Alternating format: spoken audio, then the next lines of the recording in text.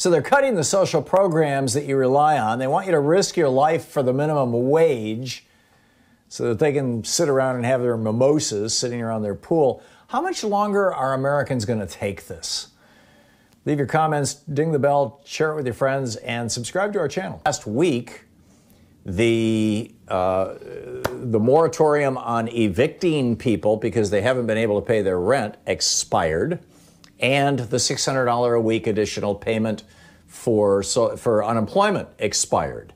Now, it technically expires at the end of this week, the $600, but the reality is that the way that most states make their unemployment payments last week was, for the vast majority of Americans, well, really pretty much for everybody, was the last pay period or the last week in which they would get that $600.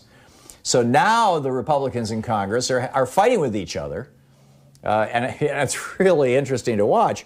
They're fighting with each other over how much they should cut your unemployment benefits if you're one of the 25 million people across the United States who are being basically kept alive by $600 a week in unemployment benefits. You've got some Republicans who are saying, well, we should cut it to zero. People shouldn't have any employment benefits. They should be so desperate, so frightened that they are willing to go into any old crappy workplace, even for $8 an hour, even if it means exposing themselves to the coronavirus and thus their family and their friends and their kids and their grandparents and their parents and et cetera. To hell with them. We're going to force them back to work. That's the line that's being taken by some of the Republicans, kind of the Rand Paul Republicans, the libertarian. I haven't heard those specific words out of the mouths of Rand Paul or Mike Lee, but I would be astonished if they were saying anything other than that, frankly. Then you've got other Republicans who are saying, well, we can throw them a bone. Let's give them $100 a week, or let's give them $200 a week. And then you've got other Republicans saying, no, it needs to be a formula.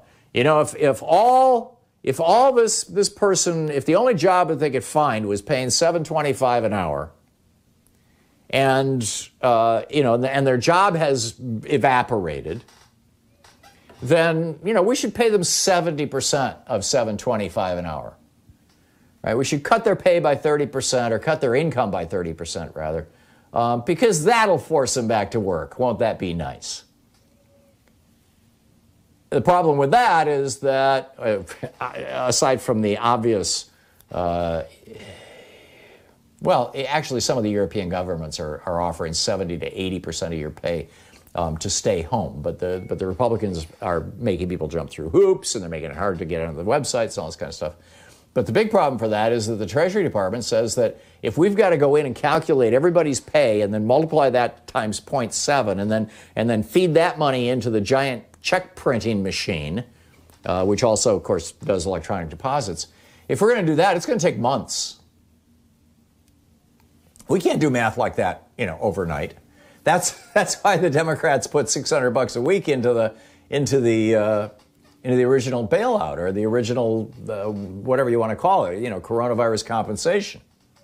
And let's be very clear, by the way, we would not have this coronavirus crisis in the United States at anything close to the level that we have if Donald Trump had behaved with any and the Republican Party and Fox News and right-wing media had behaved with any level of competence or patriotism.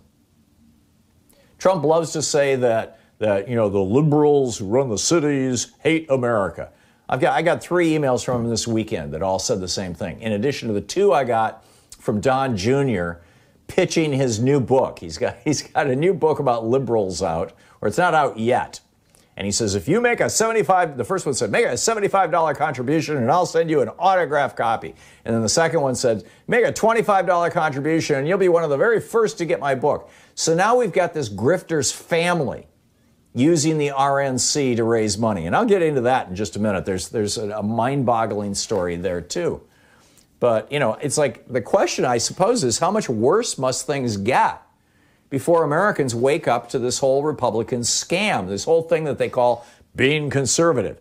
It's a scam. It's a hustle. It's a con. It's a con that's been going on since the late 19th century when they had the horses and sparrow theory. that the way that you create prosperity for average working people is you feed extra oats to the horses, which means that they will poop out lots of undigested oats, which means the sparrows who peck at the piles behind the horses will get fatter, right? They'll have it, and literally that's how it was sold in the 1880s and 1890s when this was first really rolled out in a big way, and then it became basically trickle down economics.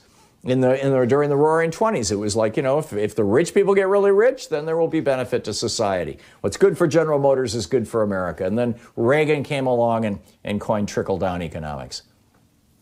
But, the bottom line needs to be clear. Republicans were more than happy to pass out over $3 trillion over the last 3 years, $3 trillion between tax cuts and subsidies to giant corporations, billionaires, and people worth more than $100 million. But they don't give a rat's ass about you, me, or anybody who, qualifies as America's working people. They've been running this scam, the current version of this scam, since the 1980s, when Ronald Reagan tried to convince America that if we just destroyed unions, a third of America was unionized when he came into office. Now it's 6%. If we just destroyed the unions and cut taxes on rich people, prosperity will come to the working class. It was a lie then, and it's a lie now. And this weekend, all these Republicans were on the Sunday talk shows saying, well, people are more comfortable sitting at home and getting $600 than going back to work. They're making more money on unemployment than when they were working. Shouldn't that tell you something about what they were being paid when they were working? I mean, this is nuts. I mean, who wants to, no rational person, given the choice, would choose to expose themselves to a disease that could kill them or their family, or if they're lucky, only lead to lifelong kidney damage or heart damage or brain damage.